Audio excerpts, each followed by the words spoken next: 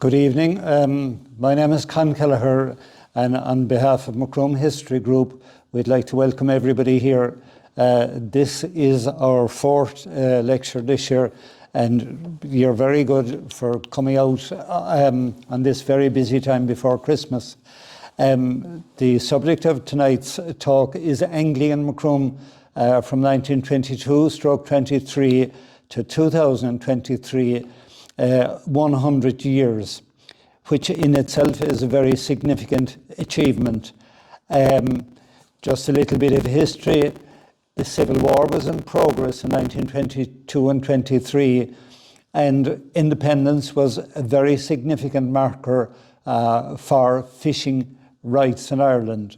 Up to that point, fishing rights were privately owned and in many cases belonged to the aristocracy.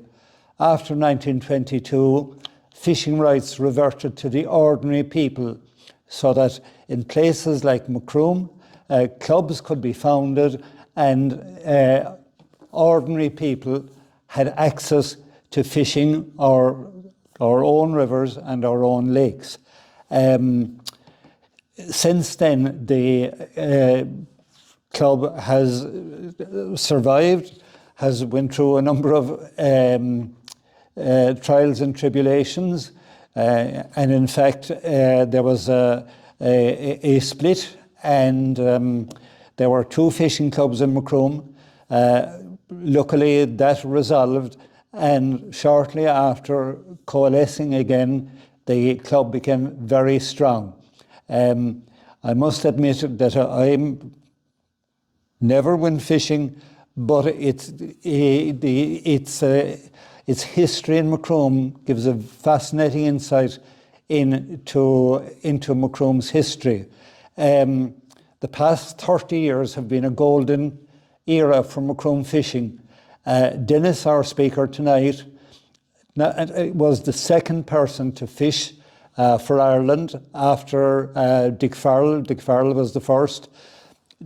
DENIS then went on to captain an Irish angling team, managed an Irish angling team, and watched over and developed and encouraged other anglers in Macroom, to the point that Macroom had 13 international anglers over that period.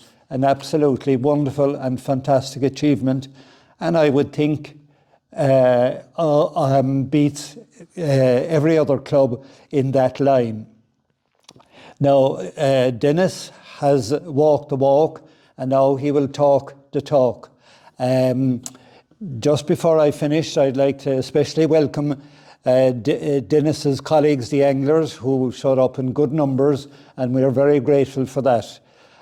We're also very grateful for DENIS and others for bringing old and new fishing equipment, and there's a beautiful display around the room. Jimmy Lynch also gave some of his fishing items. Jimmy's grandfather was one of the founders of the first angling club in Macroom, and was a very avid angler, as was Jimmy's father, Donal. I'm afraid Jimmy was seduced by golf at an early age and hardly fished at all. DENIS CRONIN will give the opposite view. He will explain how he got into fishing, and indeed will go back to the foundation of the club. Without much more ado, I will hand you over to DENIS. I hope you enjoy the night, and I'm sure DENIS will give us a fascinating talk. So goodbye and enjoy yourself. As you're probably aware, Connie did coerce me into this, and I'm here, but he has given me great help as well, and only for him a lot of this mightn't be going on. And like he said in his introduction, Macroom has a very long history, so we'll be here until about 11. Right? Anyway, I'll just allude first of all to this picture, right, because that'll be disappearing shortly, right? So I found that was down in Brown's pub. I had never seen it before, and they closed, but I got my hands on a copy of it. And there's a lot of people here that you know. Some of them taught me, and some of them taught Latavy, and they were all prominent people like Pat Lynch had a shop here where Super Values takeaway or takeout is, and you know that's Dennis Callan from Pound Lane, and my father, they're a well-known angler, actually never fished in his life. And that's my sister Josephine with him. What happened that time, that was when is it? 50, I can't see it, 56. The Macroom Club were like the IRA, there was the provisional IRA and there was the official IRA, and there was the official club and there was the breakaway club. And as you can see, the Farrells were well stuck in the breakaway crowd. And there was a row over the concentration of all the fishing behind in Kerry and Clooney and Killarney, and not enough being done in the river. Like Pat's father was a great angler in the river, and John Vaughan and Dad and those. And they kind of had a split at the time. And they had a photo here, obviously. They were into the PR stuff at the time, and they must have succeeded. And they held a big social and all that type of stuff. And that's where that picture originated, on the castle steps, which are no longer there, as you know. So that's just about by way of explanation of that photo, because I just happened to check it out with my father before he died, and he told me, oh, he was only going down to a match, and they said, come over here and sit down. So anyway, thanks very much for coming. I know the crowd is a little small, but then again, they'll probably say, how could you make fishing interesting? For us, it's absolutely the most interesting thing you could do. Peace, quiet, a beautiful place, because fish live in beautiful places. They don't live inside in horrible smelly rivers or lakes. They're in all the mountainy places. And the rivers like our own one here, which is very good quality. And despite the water that you're drinking, but that's a different thing. They don't mind that. And because of that, the lads here in the club and our chairman is here, in Tony Keller, and that, and I thanked him for coming. And the Gugan chairman is here, Pat Lehan, and members of both clubs are here. We're all kind of gelling with each other. Anyway, Macroom was founded in 1922. The same time, I suppose, as we got our independence, and the chairman at the time was J. O'Leary, and then James Lynch, the dentist, took over. And they flourished from there on. We've never been gone since then, apart from the little break, but then we had two clubs, I suppose, so you could look at it like that. And at the time, prior to that, fishing was the preserve of the gentry and the well-off and all those type of people, landowners and fishery owners, and a lot of fishing was owned privately, simply because salmon were coming up the rivers that time, before the dams, and salmon were money. Salmon were a revenue. Salmon were, you could sell them in the English market in Cork, and they'd be sent over to, what's that market in London? They were all sent away like that from all over the country. But the salmon were also a tourism attraction. So people could come on the train that time out to Macroom, stay in one of the two hotels, or three hotels, whatever it was at the time, and be taken fishing by somebody like Pat Sheehy there, or like down, well, you were down here, you weren't alive, I know, but and it was money, so everybody was making something out of it. And when the state was formed, a lot of the fishing rights were handed over and taken, not by everyone, as you know, like Lismore and that held on to them, but there was obviously some deals done, and fishing became available to the ordinary people like myself and my forebears or everybody else, right? So, and that time, the fishing before 1922 was controlled by bailiffs who were appointed by the fishery owners and the RIC. So the fishing was obviously very good, and as I said to Margaret, I remember when I was young, the salmon were still coming in behind Pound Lane there up the park, and Margaret's dad used to be always down, and I'd be following him around, and I wasn't there the day he did this, but he caught one of the biggest salmon ever caught in the Ceylon, which was around 40 pounds. If you got a 40-pound salmon nowadays, you would be in the Guinness Book of Records. It was just, but that time it was common enough. But they've wiped them out bit by bit by bit, and all you're getting now are the little small fellas, right? So it was very important to the town for tourism and that, but then the dams came and wiped out the salmon, really.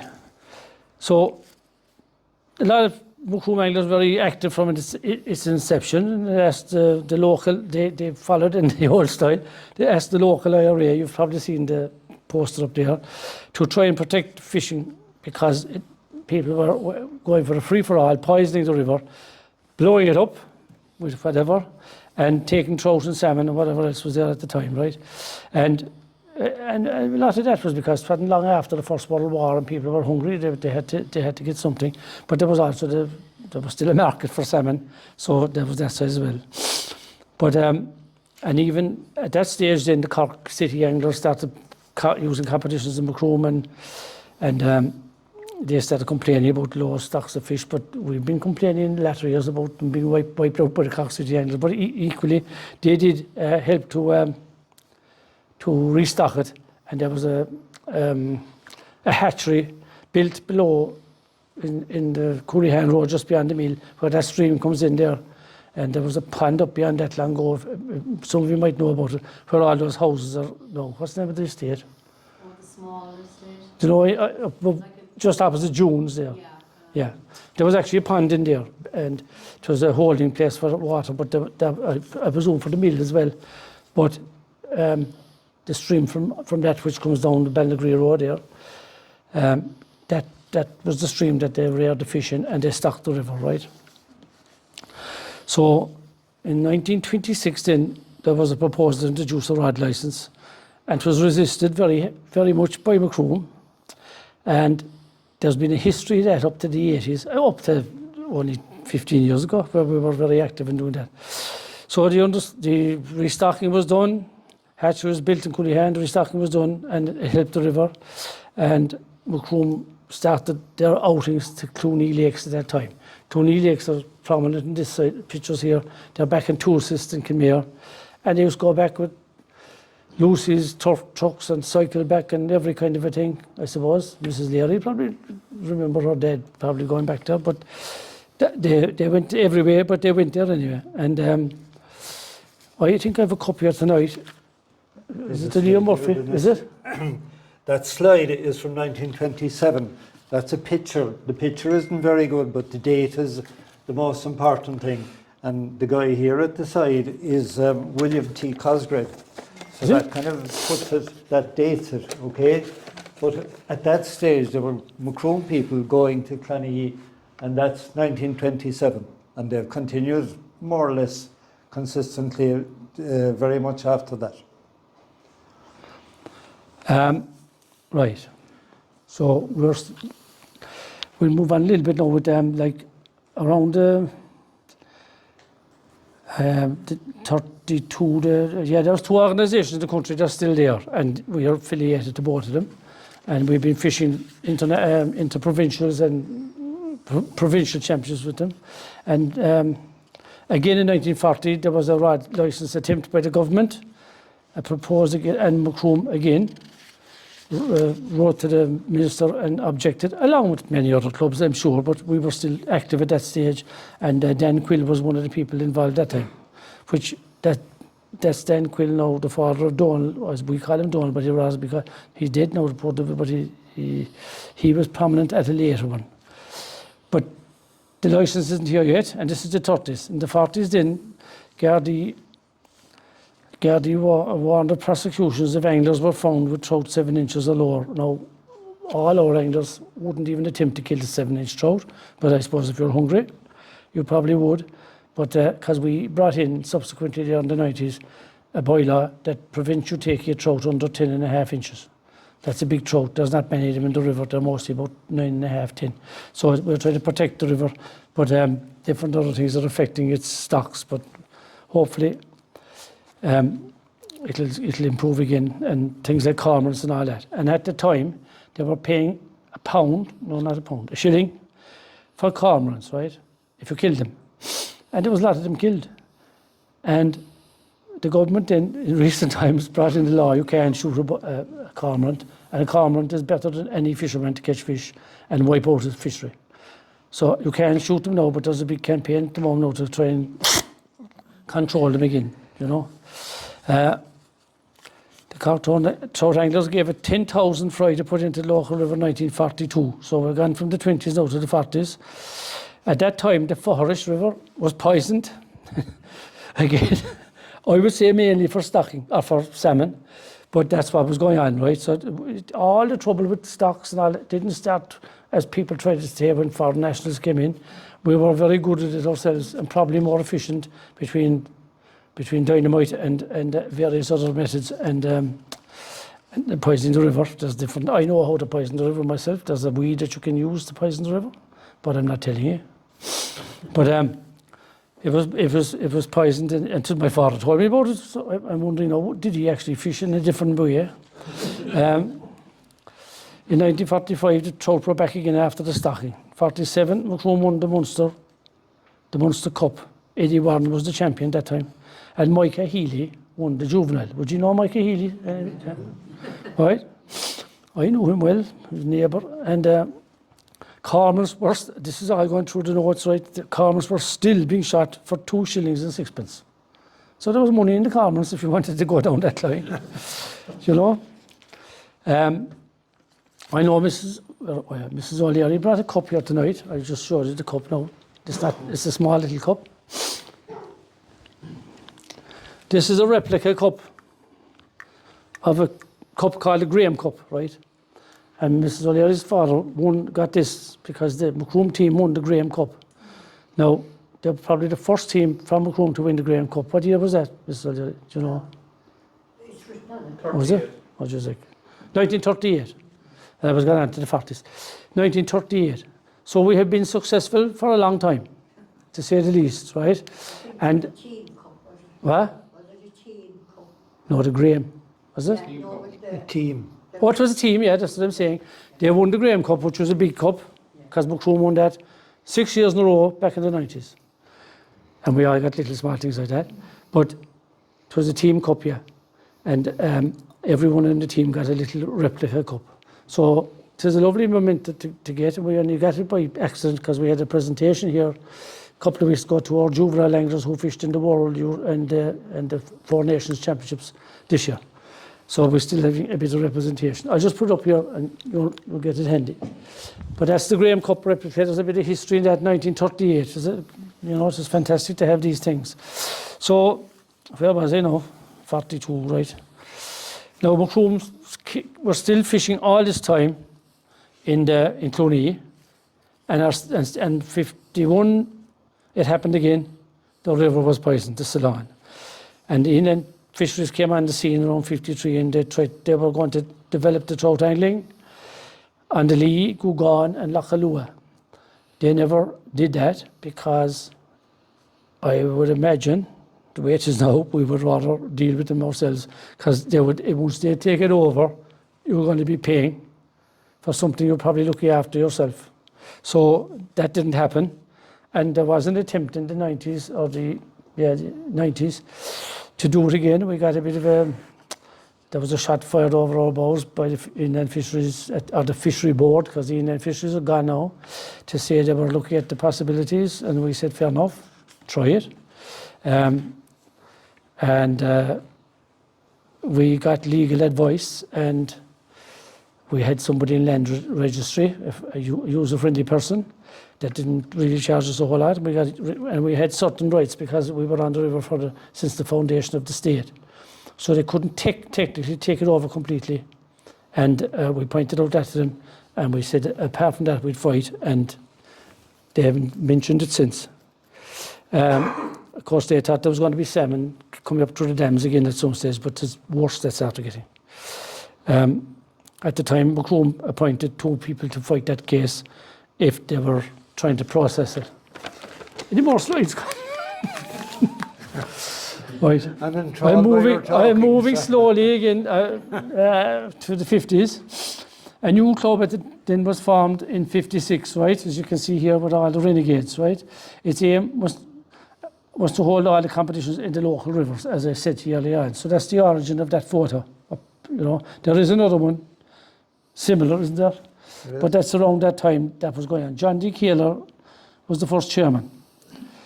Now, both clubs carried on their business and they did okay. In the 50s, brought much changes to the Macroom rivers with the dams being built. This is the time the dams finished off real fishing in Macroom.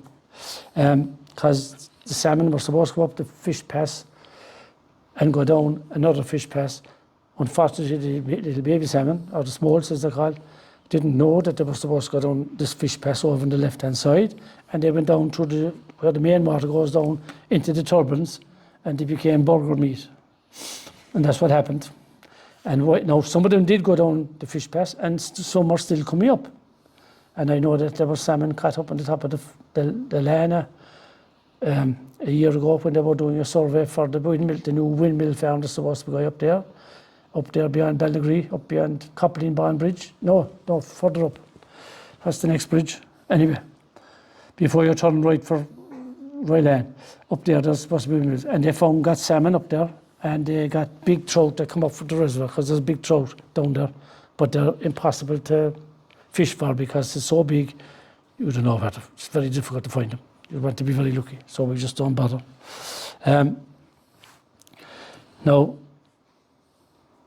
in 58, 59 then, the dams altered the fishing forever, altered the tourism thing. I mean, when I say tourism, this was going up to Inchigeela and all that, Crenan's Hotel and Lake Hotel, they were all, because that was the Lee was considered the best salmon river in Europe at the time. Right? You're talking about rivers in Germany and all that, but they were all wiped out or affected by industrialisation and all that. And you're talking about the Scottish rivers, which are still fairly good, but then failing as well. But the Lee was considered the best of the whole lot, right? Not the Blackwater, not the Lee. So the business from that, from Cork up to, they never went into Gugan, despite what people think, because there's a big waterfall and they never got up there. But they went all the way up. So Ballingeary and Inchigeela, they could fish for salmon, and it was a big industry, a big local industry, right? And it was brought tourists in. That went in the 50s because of it might have lasted a few years into the 60s, but then they died off bit by bit. They kept coming, but they didn't get back.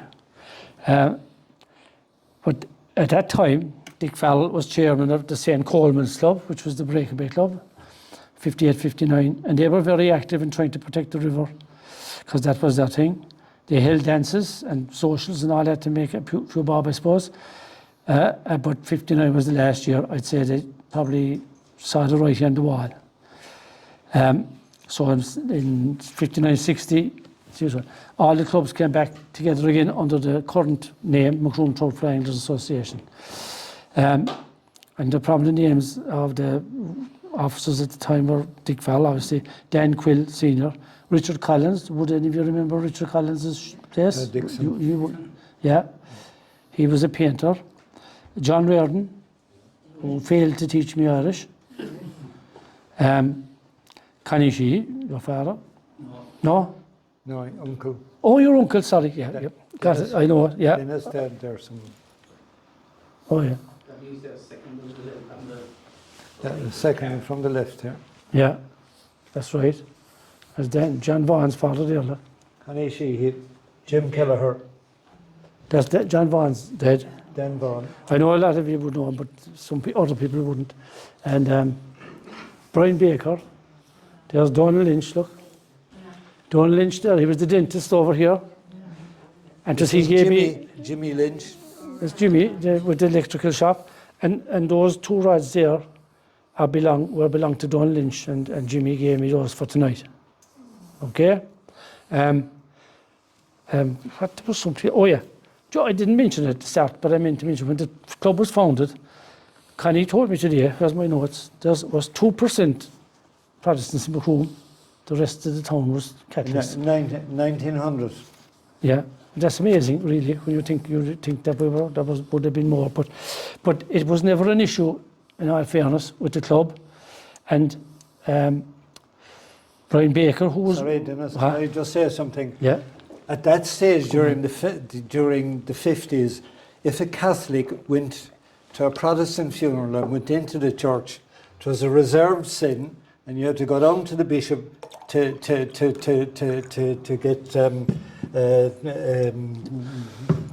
get it redeemed. So the fishing was, whatever Protestants there was no barrier. I would say it was infinitely more Christian than the Catholic rule. I would say there was no barrier, on that. So, and Brian Baker was one, Eddie Hewson was another, and I don't know if there were any Eddie's in some of the thing. He used to work with Douglas's father below, but it was very ecumenical at that stage when it was neither popular or profitable to be so. My father was refused that solution. Pardon? My father was refused that solution.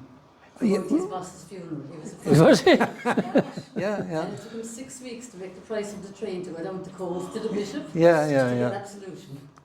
Yeah, Oh my Well, sure. God, we go back now to about this hurt. well, oh, we'll bring out another thing there, you see, but it just shows you like what things were like. Yeah. But the club wasn't like that. Everybody was in the club and supported. I bought my first rod below from your dad. I have it here still. It wasn't a fly fishing rod, no. It was an old fiberglass. Look, it was fairly under. I bought the rod. I know it was. We couldn't. You know, it was hard to afford it at the time, back in the 60s. Do you remember me using that? Spinning and catch worms. Well, X years ago. X years, yeah. Yeah, it was the start of the mid-60s. I got the rod. My father gave me the money for it. I'd say, and it wasn't easy to give us money at the time. And I got a reel and I got a bait. And I went down to the Mayor's Hole. Do you know where the Mayor's Hole is? Don't you? I know it sounds vulgar. Under the bridge here in town. And you know why it was called the Mayor's Hole? I know you wouldn't, John, know, because you're, but you're local now. Would you know? You wouldn't know, Mrs. Leary. Would you know, Dermot? Is that an tied up now? No. That's a different side of the Where our readers is now, and Margaret knows this well, there was a slipway down to the river. You could go down, wash your feet, or go swimming, or do whatever you like, catching collies, right? And on the way down, there was 2 forges, right? Remember the forges? And the forges, then the horses would be inside in the Mayor's Hole. Does it make sense? So that's how we got the name. Now, we've gone through religion, the horses, now we're flying. So I got my first rod, my first bait. I'd say there was about a couple of weeks' wages spent in them. I went down to the Mayor's Hole. 3 casts, had a lovely trout about that size, right? Got my trout, proud out. Another cast, lost my bait. No fishing for 3 weeks again. Couldn't afford the bait, that was it. All I could go with the worms, and then, but that was it. But I still have the rod. I've always kept it, even when I was away from home for 10 years. The rod remained safe for some. Of course, my father wasn't fishing. That's probably why. He was poaching.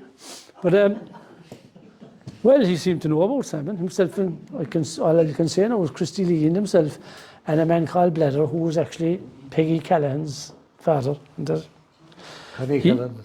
Paddy Peg, Cullen. yeah, well, we was calling him Bladder, no, but I didn't know what his first name was. He was in charge of the water scheme above in Fairyland. That time the water from Macroom came from there, you see? And there was no notice, no water notice, you could drink away mad. There was a big thing up in the tower up on top of the hill where they filtered it and they dropped it down to the pipes, and it was just, the height of that would drive it into town. Well, town was small that time. And there was a weir up there, and Mrs. Leary might notice there was a weir up there on the Forrish. Up there, if you went in now from the Bill Inn, go straight across the road and down about 100 yards of the road, a little lane me after the right. If you went down there and across the field, you get that, right? That's one way of going to it. There was a weir there, and what was underneath the weir and certain times of the year? Salmon. And who was under the weir certain times of the year? Christy Lee, my father. And but they weren't using fishing rods. And I used to be taken along, I think, as a decoy or something. I don't know. I wasn't told anything, but we did have salmon all right for dinner a good few times. So, you know, they were great times really for young people, because the fish were prolific and every place was safe, and, you know, people look out for you and all that. So, like, I used to be fishing and I didn't know people were watching me, but I remember my father telling me that Dan Vaughan or Jan Ray said, you want to take up the fly fishing, And I did. And it was the best thing I ever did. I travelled the world as a result. So the club came back together again, and as I said, where did I finish there? Connie Sheehy, sorry, no, I got that. Bill O'Callaghan, he was Coxon. Brian Baker, who had a shop in the back square next to the Citizens Advice. He's in the picture there. Was that it? Yeah, Citizens Advice. Duty yeah. free, Jesus. Yeah, that's it. He used to sell Yeah. radios too. He used to sell radios and fishing tackle and all that, right? He was great. Ian Flanagan, and I know where he is now. I know where he came from now. I knew, because I knew him, I was in the house. He lived where you go across the bridge to Cooley, just before the bridge. There's the house there, not the new one now, the one next to the water. That's where Flanagan was from, isn't that right? Yeah. Jim Corkery, Ballingeary, the shop that's gone for years. He was in it, and his son was in it after, wasn't it? Yeah, Jerry, yeah. Dan Vaughan, obviously. Jeff Turner, a famous character in town, gave me a ride when I had no ride for a loan, and I broke it, but anyway. He lived down the street in Pound Lane from me. Dennis Callahan, the two Callahans actually, the shoemaker was a good fisherman, and Callahan above in Pound Lane, Christy Callahan's dad, he was a good fisherman. And Tally Kidd was very active as well and things like that. He was a kind of he had a tackle shop, Douglas said, and he had all the tackle as well, and as Brian Baker. There's no tackle shop in Macroom now, Swanky does a bit above, but they were actually had tackle shops, but then they were coming from a period when fishing was, you would sell tackle, you know. John Reardon's used to sell. Oh, that's right. Mrs. Reardon used to have a haberdashery, whatever they call it. Would you remember that, Margaret? Would you remember that? They used to sell flies Did he? in the shop below. Oh, did he? Right. But you see, we're downtown. We'd only stay up, like we used to even go down the Danzig back that time because we thought that they were kind of like belugas or something. They'd attack you with sticks and everything. So we used to stay up here, the Three Rocks and up by the weirs and all that, and down to Mrs. Reardon and over maybe to Brian Baker, Tally Kidd, and we wouldn't go any further. But yeah, I didn't realise that, but that's interesting, you know. So there's four outlets. But Mrs. Reardon used to have I remember the first time I bought the hooks for worms, and they were onto what they call catgut. But sure, after one or two trout to fall asunder, it was useless. Like, it was the worst investment you could make. But I suppose it was old stock as well. But anyway, that was it. There was plenty of opportunities. Again in 1966, the state tried to introduce a licence for trout angling, and again, Macroom were at the forefront in objecting. And there was state, because the state were doing nothing to protect the trout. But they sent a letter to the Department of the Fisheries, and anyway, it's not here yet, is all I'm saying. But 70s then was the Golden Jubilee, it was held in the Abbey Hotel. 150 people attended. Funny enough, now I was talking about the very start there, where you couldn't fish the rivers. But that time I could hardly get into the club, because there was a click at one stage, and if you weren't drinking 25 pints and that, you wouldn't get into it, right? But there was 150 people attended it. I wasn't there. And this time is the time then that Swanky and Dan Quill Jr. got involved in the club. And here, Jerry Lucy passed away, that was 1979, yeah. She passed away that year. So there was a lot of activity in Clonee that time, not so much in the river, apart from Connie Sheehy and one or two more that I can remember, right? Jerry Lucy's in the picture in that slide there over on the right hand side. See him? Yeah. You'll recognise him anyway, a mile away. So that's the 70s. Then during the 80s, well, I know it is a very small synopsis. I have a lot more if you want to know about the 70s, but I'm sure you have enough of it. Then in the 80s, Dick Farrell was our first member on an Irish team. And he went off to, I forget where now, but he went out on the Four Nations, and he ended up in the top two anglers, I think. As a result, he retained his place for the next year, which was a big achievement.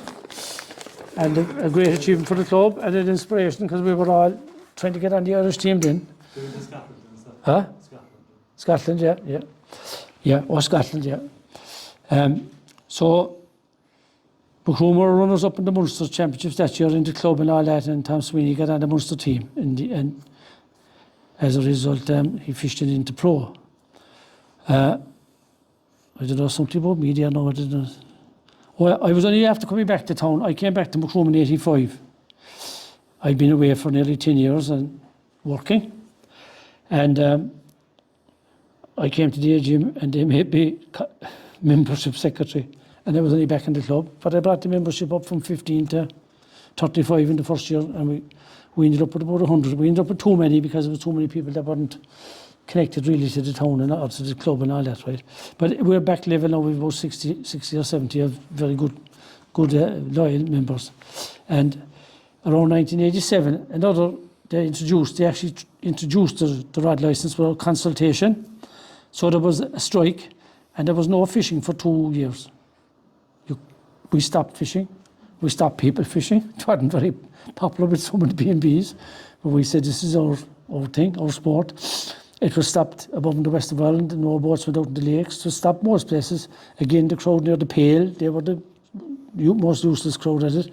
A little Leinster boys, but the Donegal people and ourselves in the west of Ireland, Kerry and all that, we stopped the fishing. And a man most prominent in that campaign was a man called Dick Willis from Mallow, who's now deceased. John O'Connell, who owns the fishing shop, the tackle shop inside in Patrick Street. You know it well anyway. So we might pass it by. It's a lovely little two Murray's, lovely windows and all that, right? And he's still alive, and he's fairly old now, and he's still very active, and he's a fierce nice man. But during that rod license was he tough. He negotiated with Charles Haughey and the rest of them, and he didn't give in, and he stood up in platforms, up in trucks in Killarney and above in Mullingar and places like that. And he got the crowd going. And the other man that was very prominent in that was Donald Quill, or Dan Quill Jr., right? He was a good friend of those two lads. And the three of them, we'd have a rod licence now, I'm convinced, only for the three boys from Cork. Because a lot of the others were faltering. They were being offered kind of little inducements to this and that. And those are three men, and I always remember them. And myself and Swanky were kind of appointed as the two anti-rod people here. We were policing the river and all that, and we got lots of abuse, but I got lots of abuse as part of my job, so I didn't mind that. So we stood firm until it was dropped in 1990, and it was mentioned again a bit ago, and I was involved myself that time in the objections to it with the minister, and in all fairness, I'd have to say Michael Creed here understood well what it would mean, so he backed us. So following this kind of bad period for us, right, the crewmongers had a golden period. The club was administered again by Dick Farrell and by Tom Sweeney and Dan Quill. Myself as the membership man, our membership tripled up to about 90 members in that period. And Tom Sweeney got onto the world team in 95. I got onto the world team in 93, 94. Dermot Long was on the team for the home nations. McKinney was on the European team and the Four Nations, I think. They used to call it the home nations, but I actually objected to that at the AGM. I said, we're not home nations to the English lads. We are the Four Nations, and that was the end of that. And there was McKinney, Eugene, that was in the 90s. He was old enough that time for it. Mushroom dominated the Graham Cup, which is the little cup we have here. We dominated in the 90s, right? Different combinations, but we won it. We won a good few years. People like McKinney, Dave Mears, Dennis Leary down Cock Street, John O'Driscoll, which you probably don't know, he lives down by the soccer pitch, Slade, Donald McCarthy from Bellavone, Joe Lynch, Tom Linehan, Dinger Murphy, Michael Twig from Kanturk Fisheries, Michael Linehan, Swanky, myself. I can't think of any more names. Now, at that period as well, with Anthony Sullivan and, tell me, what's the name? Elaine Buttermore. There was huge inroads were made with the youths. We had a great youthing that time, right? Even Rory came in this evening there and he saw a picture. He said, that's me. And I never remember him, but when he showed it to me, I do remember him. But he actually was going there. We used to have 35 people, kids, above and the top of Ladies' View. There was a lake beyond Ladies' View called Lusconnock Lake. We'd take them there and they could all fish along the shore and we'd have a barbecue. And we even had bikers came to us one day and they said, what are you at? We said, we're having a barbecue with the kids. You want a burger? They were delighted, Germans. So I suppose they wouldn't spend money. But anyway, we had, with the youths were fantastic, and we used to go to a lake way back in Glencar as well with them. I don't know how we managed it. And mammies and daddies and everybody came. I'd say, were you there? No? You weren't. No, you weren't at the time, no.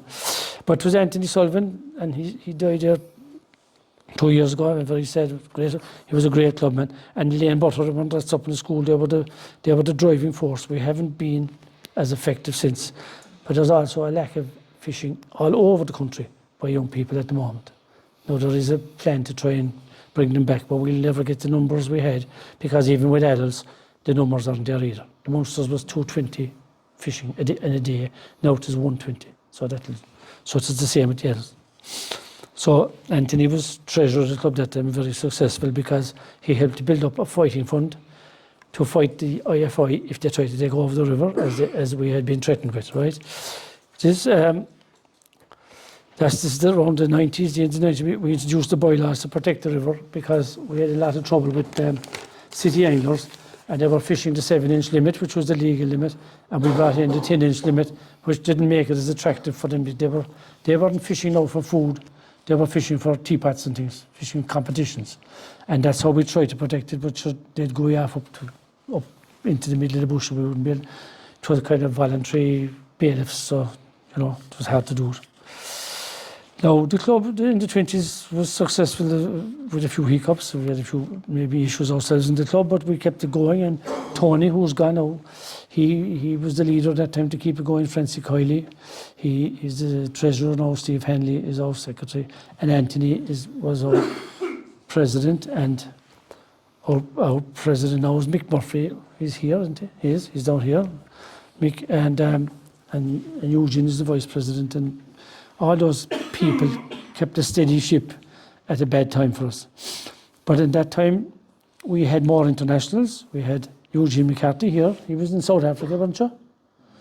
And Mickey Dunn, Dave Mears, Michael Linehan, Germany, who's since deceased. He's from Bandon.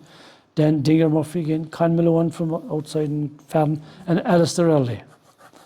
Alistair Early was a youth international and a senior international. And he was a brilliant angler, but he went off to Australia. So we've lost him. He's only still a young man. He's only still in his late 20s. We had a few years as well recently as the Macron juveniles were very successful in the Munsters and the Nationals. And we had Luke, who was Mick's grandson, and Chris Feely, who was out from Dripsy, the garden centre, their son, right? They were on the World Youth team and the Four Nations. Well, Chris was on the Four Nations team and he won a gold medal, and Luke was out in Czech Republic with the youth team, and he was 6th in the world, which was a huge achievement because some of these teams are heavily sponsored and everything. We pay for our own, really, right? But they won the Munster Championships themselves and all that, right? Then in recent years, or this year and last year, with Calmer. Huh? Slide is there. Oh yeah, that's it, is it? Oh yeah. Yep. That's this year, right? We just honoured them here, as I told you about, right?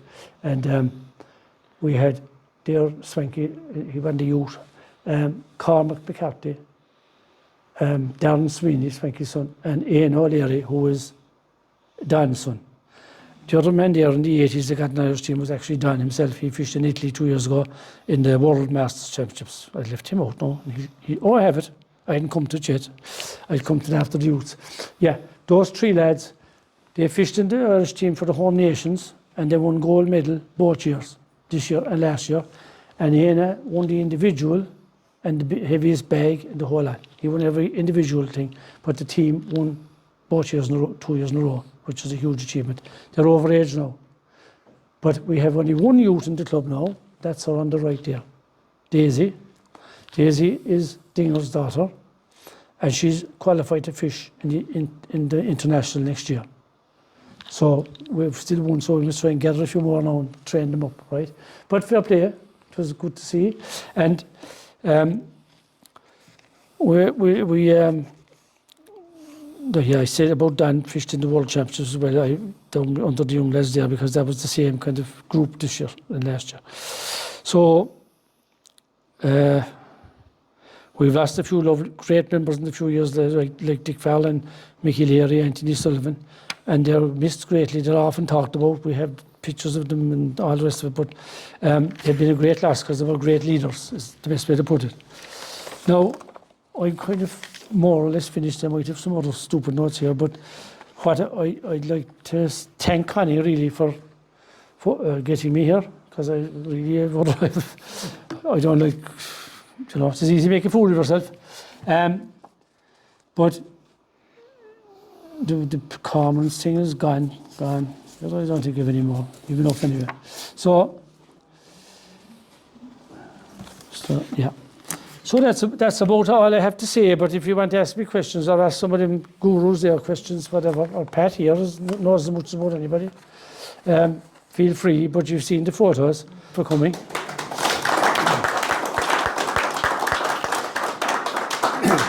The only point I disagree with Dennis about his talk is that he said it was boring or it wouldn't be interesting.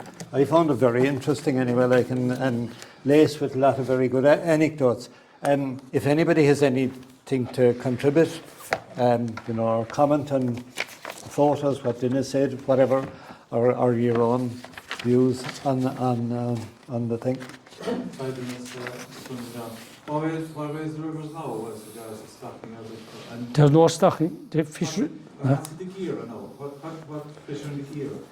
The Gira is no interest to us. It's all coarse fish. There's pike, perch, rudd. So where is the point of talking down? Well, I'd say the pike liked them. Pike. That's it. and the cormorants. You have only one at the other. No, not necessarily, no. There's pike in this river. I used to catch pike down here in the river when I was a young fella, down behind my house there, where the mill race goes in there from Margaret's Bridge. And I used to sit below there, and actually there's a seat there now with my father and mother, and that's where I used to sit when I was fishing, long ago. And I used to get pike. I studied for the inter and the leaving there, which resulted in the results I got. But the fishing was good. Right, not the results. But there's pike in that dead kind of water, but they go up as far as Cooley, but they're not affecting the stocks because I don't think there's a lot of them there, right? The cormorants are the biggest enemy of trout nowadays. There weren't as many long ago. Now they were wiped out, I suppose, at one stage, but they're not. But anyway, that's The it. cormorants are protected now. They're protected. Everything's protected. Where are they coming from? Well, now the thing is, they've moved inland and they're roosting in places that they could be back in the woods someplace there, like you. If Are they in the Gera? Oh, they are. They're everywhere. Every place in the country. If you were back in Killarney and you took a boat out down towards the castle, they're up in the rocks there. The rocks are white from them, crapping. You could count 100 of them. And they're out in the reservoir and they're up in trees, but any tree they go to, there's no leaves in it. Their droppings kill everything. But they roost there at night and they go off for the day then. Yeah, they're everywhere. I don't know how we do that. Oh, I'm still in this. But really, what thing about fishing is that there's beautiful places to fish. Gugan is beautiful to fish in. Peaceful, though. If you keep away from the touristy, go over the side of it. It's fantastic. It's only up the road. The river below, even just under the bridge in front of Dermot's house, at the Coachford Bridge, it's full of trout. It's just beautiful. Are you doing anything in schools in this? No. The best fishing in Macroom was in the early autumn of 57. I remember, I wasn't, I think I was less than 4, but I remember looking over the new bridge and the Lana Bridge, and both places literally boiling with trout. In fact, it got to the stage that I thought that it was the youngsters' imagination, and I said, I was only making it up. And I remember asking Jimmy Taylor, I was telling him what I saw, and I said, it must have been the youngsters' imagination. No, he said, what you're saying is what you saw when the Lee was flooded. Yeah, I know, I remember. The vegetation went sour in the autumn of 57, and the trout ran for the fresh water. They were in all the places, but I actually saw them in the Blue Bridge and in the Lana, and they were just literally wild. They were actually coming for a few years after that. They also grew bigger than everything, right? Because the vegetation created its own insect bloom. And I remember catching trout in the river that time, 3 pound this size, but that's kind of gone now. We're pulling out 6 and 7 pound trout. Yeah. Yeah. I saw one that Dan Leary caught weighing 7 pounds, and Jimmy Keller was telling me that, they were throwing back 2 pound trout, which we kill for now. But that was the Lee scheme. It gave us a benefit for a short time, and then it gave us a minus. Huh? Do any of the fishermen, have you any comment or experience or anything? Or? No, see, we're all very quiet operators. Gentlemen, they're all gentlemen. We're quiet operators. Loaners. Well, pairs mainly. Right. No, but the fair play to you for turning up, lads, and everybody else as well. Thanks very much. Yeah. Well, Aye. another boat of us for Dennis anyway. Night. I don't mind me. Thanks very much for coming. Just a small bit of housekeeping. We'll do our raffle now.